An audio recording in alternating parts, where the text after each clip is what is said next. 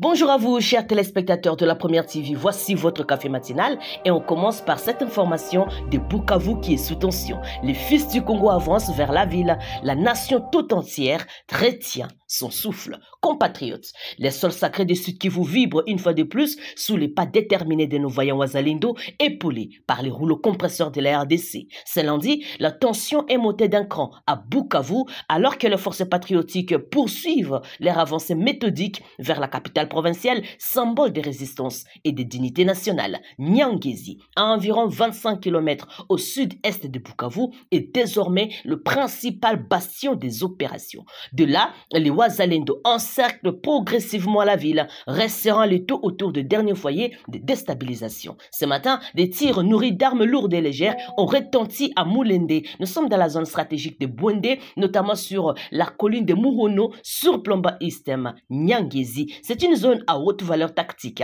nous devons le savoir. La veille déjà, 4 villages au nord-est de Bukavu étaient récupérés par les Wazalendo, les forces armées de la République démocratique du Congo, après des temps affrontements. Ces victoires successives marquent une avancée décisive dans la libération totale de la région, longtemps meurtrie par la présence des groupes armés hostiles à la paix et à l'unité nationale. Ça, vous allez voir que beaucoup de gens n'en parleront pas parce que le média est plein des terroristes de l'armée rwandaise. Ce sont toujours les médias des ennemis de la République qui pullulent que les informations qui est en rapport avec leurs besoins, leur idéologie. Mais quand c'est le rouleau compresseur de la RDC qui gagne le terrain, vous voyez que ce n'est pas vraiment médiatisé. Comprenez que la République démocratique du Congo a vraiment été infiltrée. Les habitants, bien que préoccupés, manifestent une confiance croissante envers leurs défenseurs. Dans les quartiers périphériques, les drapeaux congolais flottent à nouveau, symbole d'espoir et de reconquête. Les populations locales saluent le courage de Wazalendo et des FARDC, ces héros de la patrie, qui ne reculent devant aucun sacrifice pour restaurer l'ordre, la sécurité et la souveraineté du pays. Un message fort résonne dans tout le Sud Kivu. La République démocratique du Congo ne cédera plus un seul pouce dès sa terre aux ennemis de la nation. L'heure de la libération totale approche et Bukavu, joyau du Kivu, s'apprête à écrire une nouvelle page de son histoire, celle du courage, de la dignité, de la victoire du peuple congolais. Le Congo résiste et le Congo se relève. Le Congo vaincra. Pendant ces temps, Kivati reste la terre de résistance. Compatriotes, le Nord Kivu, berceau de la bravoure congolaise, vient une fois de plus d'inscrire une page glorieuse dans les livres de la résistance nationale. À Kivati, les sols congolais ont refusé d'être souillés davantage par les envahisseurs. Plus de 35 militaires de la coalition en 23, RDF, AFC, ont été enterrés dans une fosse commune, frappés avec puissance et précision par nos Wazalendo intrépides. Les combats furent d'une intensité inouïe. Les frappes chirurgicales de Wazalendo ont pulvérisé les positions ennemies, laissant derrière elles des centaines de morts du côté des agresseurs. Selon des sources locales, plus de 85 corps de soldats rwandais ont été enterrés dans différentes fosses communes, tandis que les officiers supérieurs tombés dans cette guerre injuste ont vu leur corps rapatriés. Au Rwanda, donc, terre ezali pekuna, chers compatriotes, cimetière à Rwanda et au Komatina Villa Kigali. Tellement bazo kufa, ignorable barabandara kotumba mikolo. Pour moi, ils asouté. Makambo sale manabaline de front, chers compatriotes, il faut seulement écouter. Mais ce que Bikiango, c'est très triste de voir les enfants de Yabatu, bazo kufa kabo et pendant que leurs enfants, bazan à États-Unis, bazako c'est la coulée douce. Mais la riposte patriotique ne s'arrête pas là. Dans les territoires de Massissi, des embuscades continuent de faucher les troupes d'occupation. À Birihi et Ndeko, deux camions remplis de militaires rwandais en route vers Walikale pour renforcer leur ligne de front ont été anéantis par une embuscade fulgurante de Wazalendo. Aucun survivant. Leurs propres camarades ont dû les enterrer sur les sols qu'ils venaient de profaner. Message à l'armée rwandaise et à tous les mercenaires étrangers. Les Congo n'est pas votre tombe.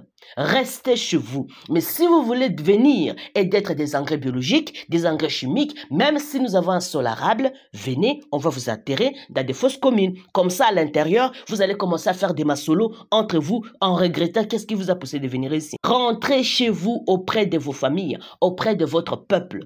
Leur cœur saigne déjà assez sans que vous ne veniez mourir pour une cause injuste. sur un territoire qui ne vous appartient même pas. Le Congo est un pays de paix, mais il n'est plus jamais face à l'agression. Ceux qui franchissent nos frontières armées de haine et d'arrogance ne trouvent ici ni gloire, ni victoire, seulement la terre froide qui les engloutit. Notre message est clair, ne venez pas mourir en RDC. Le Congo appartient à ses enfants. Nous défendrons chaque colline, chaque rivière, chaque pierre de cette terre bénie. Félicitations à nos FARDC et nos Wazalendo de gardiens de la souveraineté nationale. Le peuple congolais reste debout, uni et résolu. Jamais le Congo ne sera conquis. Jamais le Congo ne sera divisé. Il est important que nous mettions en conformité nos interventions par rapport à ce qui a été arrêté par nos États. Parce que j'ai l'impression ici parfois que le Conseil de sécurité n'a pas suffisamment d'informations sur les progrès réalisés à Washington ou qu'il y a tout simplement des incohérences.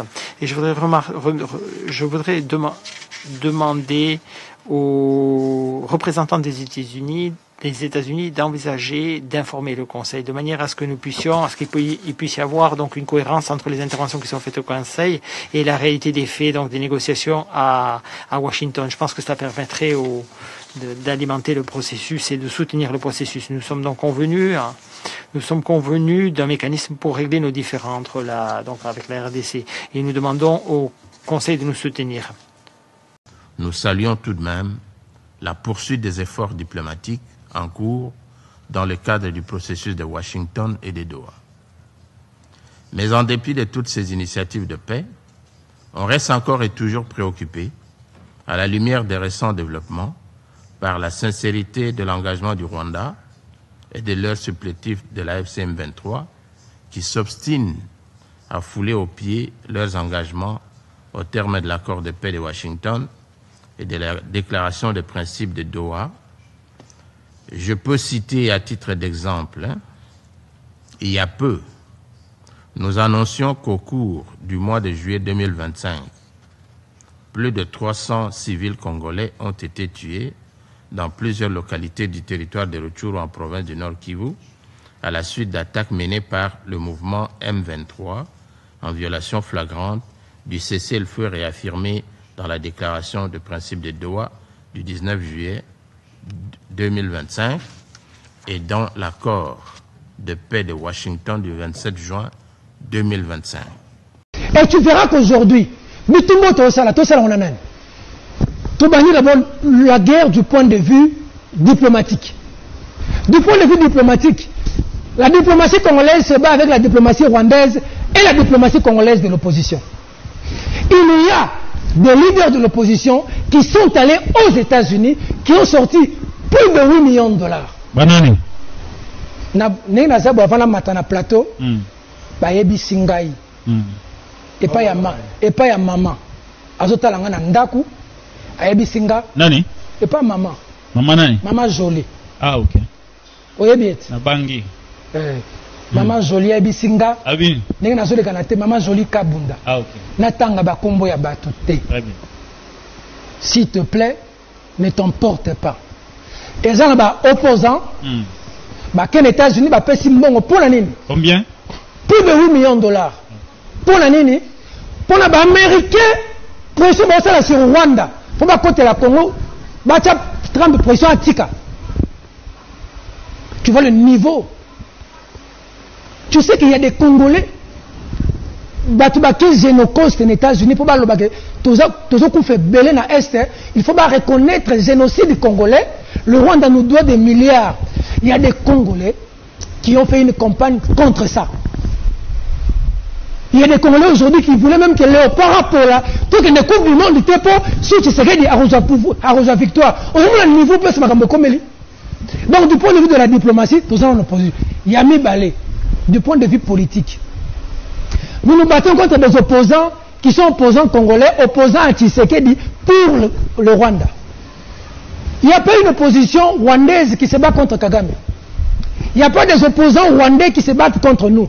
Sauf un charlatan dans les réseaux sociaux là, qui est tout le temps sur Twitter là pour faire ça. Mais la majorité c'est des opposants congolais qui relayent le travail du Rwanda contre nous, qui se battent avec des compatriotes congolais. Du point de vue des médias, nous journalistes, patriotes, nous nous battons contre nos confrères journalistes congolais qui sont au service du Rwanda. Est-ce que tu vois la stratégie? Mais les journalistes rwandais montent la bundarne dans les réseaux sociaux. Hein. C'est nos amis, nos frères avec qui nous étions ici. Hein. Tout ce que le Rwanda fait, tout est bango par bango. C'est-à-dire que le Rwanda nous a infiltrés à tous les niveaux. Du point de vue médiatique, du point de vue diplomatique, du point de vue de l'autre opposition. Comment voulez-vous qu'une opposition ne condamne jamais les agresseurs? Une opposition. Fayulu a condamné plusieurs fois. Non, j'ai félicité Martin Fayulu et Denis Mukwege. Quand il y a une opposition à la solde du Rwanda, il y a une opposition à la solde du Rwanda. Lui aussi a condamné. D'abord, il y a un rebelle. Autant que combat c'est un rebelle. Il a du sang sur ses mains. À un modèle, on a un pays structuré, sa place est en prison. Hein. Il a fait la rébellion, il a du sang de Congolais sur ses mains. Hein, Denis Sesanga. Parce qu'on oublie l'histoire de ce pays. La rébellion ne peut pas être un raccourci pour prendre le pouvoir. Même le dialogue qu'on veut faire là, moi je suis contre. Mais c'est le président de la République. Mboka Nabiso Ezokende. On n'oubliera pas cette image hein, où nos militaires sont en train d'être dépouillés. Là-bas, militaire rwandais. Une humiliation. Nous avons été colonisés par les Belges. C'est fini. Nous n'allons pas être colonisés. Pardon, Kende Botika Ngana Silisa. Botika Bakoko. Botika Bakoko. On ne va pas être colonisé par les Rwandais. Kimbango a Koufa pour l'hôtel de la Belge. Lumumba a Koufa pour l'hôtel de la Belge. Mamadou Ndala a Koufa pour l'hôtel de la Rwandais. Monseigneur Moudi Rwanda Est a Koufa pour l'hôtel de la Rwandais. Monseigneur Kataliko a Koufa pour l'hôtel de la Rwandais. Baouma, Bouzamabe, Basoda Nabiso, Bakoufa pour l'hôtel de la Rwandais. Mais c'est le président de la République qui sait sa dialogue. Tobunda. Voilà. Pour défendre ma belle, Bakoko Nabiso. Tous en armée. Moi je crois en notre armée. Mais c'est le président, trop c'est trop. On n'agresse pas le Rwanda. On n'attaque pas le Rwanda. On défend notre territoire. Félix Tshisekedi, Lelo, c'est un symbole, il y a unité nationale. Imagine Lelo, Mabomu Félix Tshisekedi. Pourquoi aujourd'hui moi je tiens le flambeau, le drapeau? J'ai dit au président de la République, les gars, les bossomis sont dans la cime. Mais il n'est pas militaire. Parce que, non, c'est lui qui donne l'ordre. C'est le commandant des forces armées. C'est lui qui donne l'ordre. Les lois, c'est Babomi Félix Tshisekedi. Unité nationale. Maman, pardon. Maman, pardon. Soit Babomi Félix Tshisekedi, Mboko écoute la crise, Mboko, imaginez. Même la vie de Félix Tshisekedi est un symbole, il y a unité et stabilité à Mboka. Il faut le soutenir aujourd'hui, être derrière lui. Pour t'indiquer les bossos, pour défendre ma belle Nabiso. Ceux qui vont rwandais, Biso, Nabiso va défendre Biso. Nous sommes dans la diplomatie, devant le monde. Tshisekedi il dit au monde que je suis prêt pour parler avec ce sanguinaire. C'est ça le langage. Je suis prêt, moi. Vous dites que c'est moi qui ne veux pas la paix. Je vous montre que je suis prêt. J'ai toujours été pour le dialogue. Dès le début, j'ai ramassé ce Kagame. Je l'ai même amené à Kinshasa, ces messieurs. Dès le début, M. Tshisekedi a fini à finir. Mais la même chose, c'est ça. Pour la Sabino, il y a une paix. Les gens qui ont battu, les gens qui ont moutoyo, n'a pas peur, on dit ma paix. Jamais ça humiliation. Mais les gens qui ont moutou, retirez Batuno. Les autres ont bunda. Et pour les gens qui ont armé, tous en a pinga solo na mboka o. Mais c'est le président. Bongo bazo bisa que pesa na dialogue. Bongo mibi ba politicien. Tiens bongo la armée. Bongo mibi. Yo comme président kaka so ba na dialogue, on peut se ba poste. Mais na mboka o il faut cycle. Il faut cycle, il y a violence et si là. Il faut monter le belatek ceux qui n'ont pas le pouvoir na kena est dans une mois de territoire nanga na comment négocier. So paré na bango za Kagame, chef na bango za Kagame. Azo solo déjà na Kagame, on solo na bango point. Voilà. Yebi sangai ba politicien nyo so bazolo ba sona Tshisekedi. So ba vendre na mesa ba no sona Tshisekedi. So ba siri M23 zongi sima. Denis c'est ça na reçoit téléphone, ayebisi nanga siko zonga sima. Et bon na doa bazo négocier. Na za compte makamba doa wana to bunda. Yebi na betel madoa maboko. Nda? Non, toko tindika Tshisekedi na bitumba. Bato na ba kosi na moko na biso, toko bunda na bango. Soki toko kufa. Le Congo aux Congolais. Merci. Le président de la République aujourd'hui doit savoir qu'il y a un compatriote qui lui dit on a suffisamment parlé, qu'on meurt pour notre. De toute façon, c'est sa cause loyale. avec Musée Laurent Désiré Kabila na mboka oyo, tant ba Rwandais ba attaquer biso, ba koka biso te point. Parce que peuple a yebaki ke ezali kambu ya mabele. Lelo communication ba ennemi, o ba sombi ba journaliste pas na biso. Eza ko laksa peuple ke ezali kambu ya Tshisekedi, ezali kambu ya mboka te. So Musée Laurent Désiré Kabila qui ça va finir biso. Biso ne mutu to attaquer ba Rwandais. Les Rwandais ne nous aiment pas. Hein. Il faut un rapport de force. Nous devons dire à la population, nous sommes attaqués. Une partie de notre pays est occupée. Occupée par des Rwandais qui ont utilisé des Congolais qui ont mis là. Mais est-ce que quelque part, qui va m'empêcher moi de changer la constitution? Et donc on a pu provoquer changer ma constitution. Nabandika kolobana sisité. Ndeko Flavien. Je vais commenter éviter les discours et puis ça n'a pas occasion. Et ça là est là comment côté que justifier que ça mandou ko boma congolais. Ce que tu sais que tu as changé constitution. Kabila n'a changé constitution. Tout ça la balabala. Ce que opposition ça la population ça la balabala. Aucun commando qui pone. Ce que opposition ça la population. Mais là sur la balabala. Lorsque le pays est attaqué les vrais leaders. Tu sais que dit on va attaquer biso que na ko mona Mobutu na Cap Martin. Ton adversaire, même beaucoup les a attaqués. Tout ça en deuil. Lorsque le Japon a occupé la Chine, le général tchèque est allé voir Mao pour lui dire: je suis ton ennemi farouche, prêt à combattre Mao. Mais les Japonais sont chez nous, c'est des étrangers. On doit sauver la terre de nos ancêtres. Lorsque l'Allemagne a occupé la France, De Gaulle est allé, il a dit: je ne me soumettrai pas à vous. Il est allé chez Churchill en Angleterre. Mais... Pardon. Il est allé chercher Churchill, il a pris les armes. Il n'a pas capitulé. Il faut mourir digne dans la vie. Il faut mourir digne, Flavien. Nous mourrons dignes. Je te dis, crois-moi, ce que je fais, je n'ai pas parlé avec le chef de l'État, je ne l'ai pas rencontré. D'ailleurs, il me doit quoi? Moi, Peter Tieni, Fatih me doit quoi? Même si dans la lutte avec son père, j'étais là. Quand il était en 2023, je n'ai pas bâti campagne pour lui. Je n'ai pas besoin qu'il me nomme. J'en ai pas besoin. J'ai bâti campagne pour Moïse Katumbi. Je n'attends rien de Tshisekedi. Je n'attends pas qu'il me nomme, qu'il ne me donne pas l'argent. Je n'en ai pas besoin. Je n'ai pas travaillé pour que lui soit président. Il y a des gens qui ont travaillé pour lui, qui leur nomment. Mais je te dis, pour le pays, on doit se battre. On doit se battre. Quitte à envoyer nos enfants à se battre pour ce pays. L'humiliation du Rwanda s'est traînée. Nous allons mobiliser notre peuple. Si on doit prendre des armes, on prendra des armes. Pour la terre de nos ancêtres. On le fera, Flavien. Merci. Je te dis, Flavien, je veux mener une campagne à partir d'aujourd'hui pour la terre de nos ancêtres. Comme ils ont dit que passeport na biso, ils ont la valeur pas na bangoté. Pour moi, voilà. La balkanisation a commencé. Nous allons nous battre avec ces gens. Bah, Congolais partout dans le monde. Merci. Bah, yebake, bah, Rwandais, bah, occupé mboka na biso. Pendant ces temps, nous avons l'alerte économique. Compatriotes, l'heure n'est plus à la distraction sur le marché d'échange. La Banque centrale du Congo vient de hausser les tons face aux dérives inquiétantes qui menacent la stabilité de notre monnaie nationale, le franc congolais.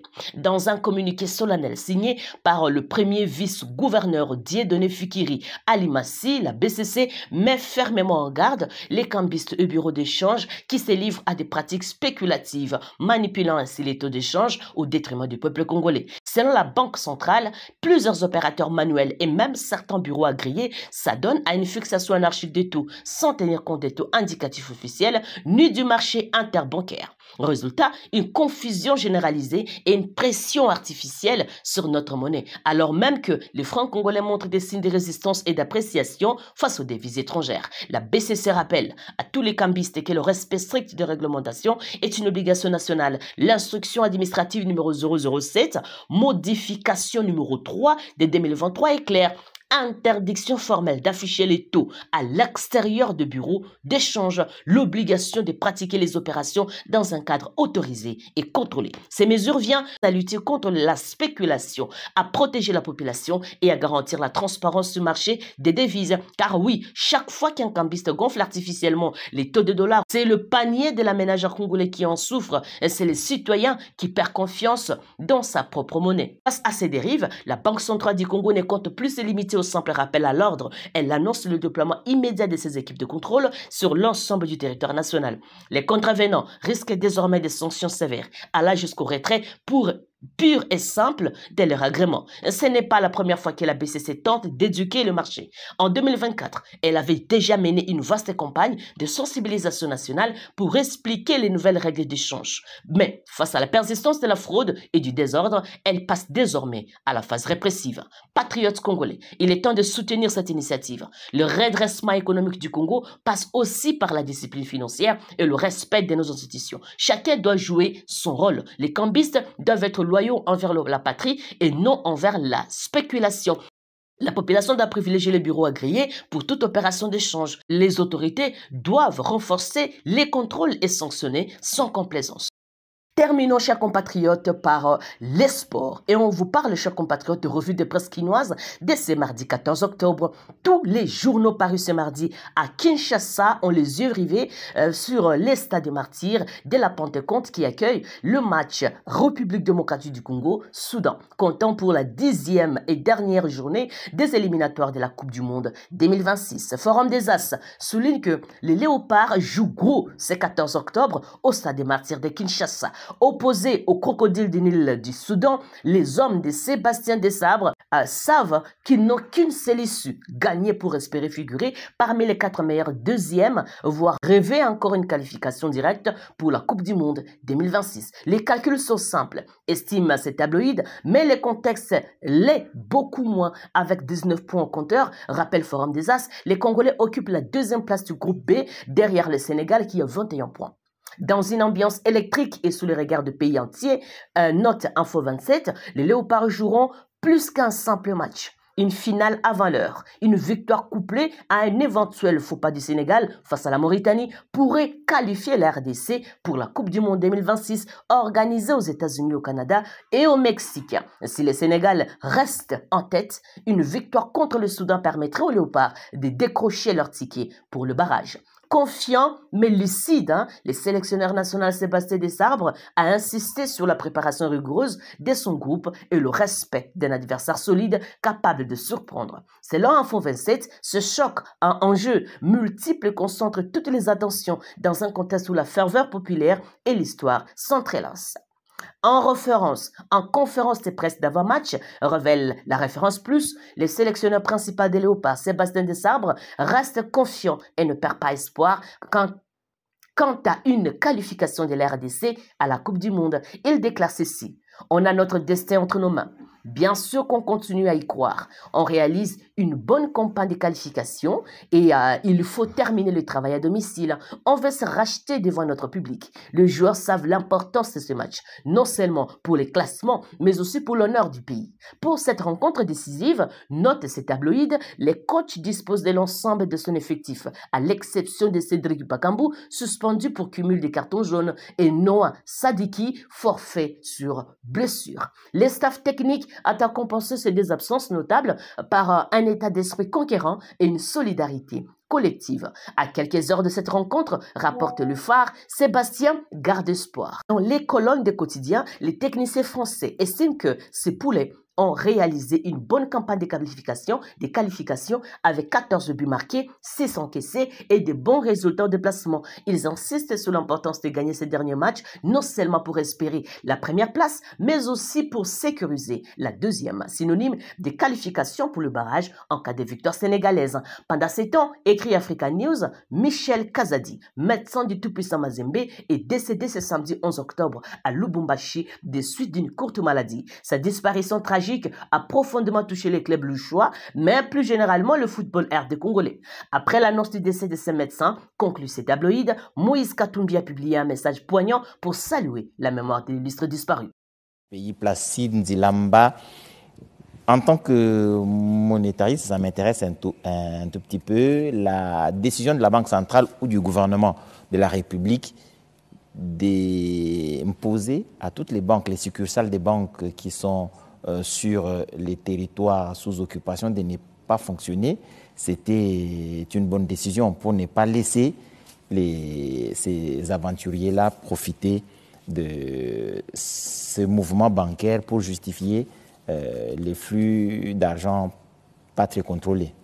Non, c'est une obligation déjà à partir des institutions financières internationales. L'État ne peut pas participer à une criminalité. Ça, c'est une criminalité économique qui est organisée là-bas. Et puis, si l'État allait laisser cette criminalité s'organiser, c'est que l'État participe. Donc, pour nous, c'est une décision responsable et qui démontre qu'il y a quand même des autorités qui comprennent la situation, malgré que cette population en dire effectivement. Mais bon, c'est la mesure, c'est aussi une part des sacrifices. Moi-même, je suis de là. Je suis contre. Donc, ce n'est donc pas comme parce que les occupants ont un discours. Ils expliquent au peuple que c'est Kinshasa qui vous abandonne. C'est lui, justement, qui vous sacrifie. C'est le discours qu'ils essayent de passer là-bas. C'est la rise. C'est la rise. Et c'est un message à démonter. Parce que tout simplement, s'ils disent que les banques fonctionnent, qui autoriserait cette banque-là? Parce qu'ils sont allés très loin jusqu'à aller solliciter même un Swift Code.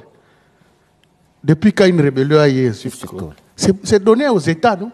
C'est comme les codes de téléphonie, plus 243, c'est pour les Congo. Il n'y a pas une rébellion qui peut aller dire, non, donnez-nous aussi les codes de notre téléphonie. Non. Donc, je crois que ce sont des choses... Les rébellions ont réussi dans les époques où le monde était encore loin d'une technologie adaptée aux affaires. Maintenant, nous avons une technologie et une sécurité technologique adaptée aux affaires. Donc, ils trouvent déjà ces blocages-là. Donc, pour nous, c'est une décision responsable, comme je le disais, mais aussi, c'est appeler cette population, comme les autres interlocuteurs l'ont dit ici, à cette capacité de résilience, à comprendre que la paix a un prix, que nous tous nous devons payer, et c'est supporté mutuellement par ces appuis qui sont directs aux victimes et non passer par des schémas qui pouvaient privilégier plus encore les occupants qui punissent la population d'ailleurs. Parce que c'est du fait de cette rébellion que cette population est punie. Alors, pour nous, c'est dire, si aujourd'hui ils vont maudire la décision de fermer les banques, mais nous allons maudire leur présence sur le terrain. Qui fait, parce que même les banquiers, même les banques, si on allait les laisser, elles-mêmes allaient fermer leurs propres portes. Equity ne peut pas fonctionner avec des rebelles. Ou tu vas voir Raw Bank fonctionner avec les rebelles, Access. Non. Déjà, les obligations contraignent même les banques. Donc, pour nous, c'est dire, c'est un discours pour détourner l'attention du vrai problème. Le vrai problème, c'est de dire, ils doivent quitter, ils doivent rentrer de là où ils sont venus et laisser la population qui venait de commencer, comme je l'ai dit, une vie de relèvement économique très, très appréciée, je vous dis. Goma était déjà la deuxième destination de ce pays. Si tu voyais dans les vols à l'étranger, même ici à Kinshasa, les gens qui allaient à Goma par jour, tu allais te dire que non, c'est déjà une vie qui reprend, c'est déjà un peuple qui est capable de supporter. La contribution de la province Nord Kivu en termes de taxes au niveau du trésor public n'était pas non négligeable. C'était la troisième province avec la capacité contributive. Donc pour nous, c'est dire il y a vraiment un allié économique qui est en difficulté, comme les autres l'ont dit, et qui doit être épaulé. Et être épaulé, c'est imposer la paix par toutes les voies pour que cette province redevienne congolaise et que nous puissions nous rassurer que nous contrôlons notre économie dans son entièreté.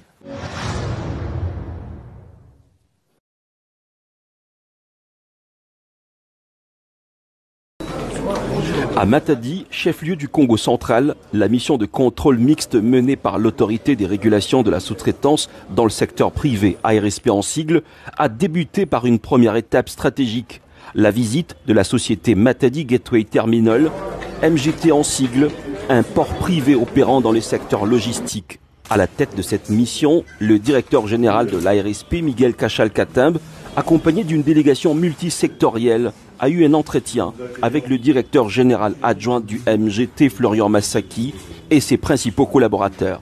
Les échanges ont porté sur les objectifs de la mission de contrôle, évaluer le respect de la loi sur la sous-traitance, afin d'offrir plus d'opportunités aux sociétés sous-traitantes éligibles à accéder au marché qui s'y trouve. Dans un climat d'ouverture, les deux parties se sont engagées à une collaboration franche.